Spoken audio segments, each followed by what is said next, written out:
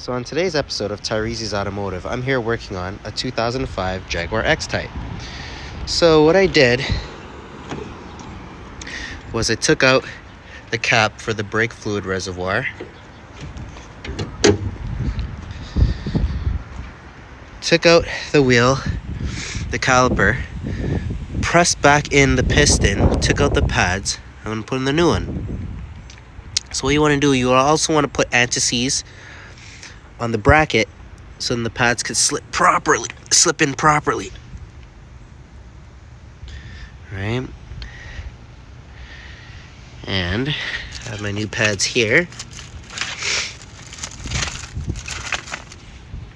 So to show you,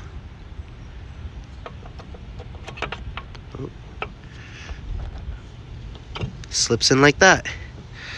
Subscribe to my new channel, Tyrese's Automotive.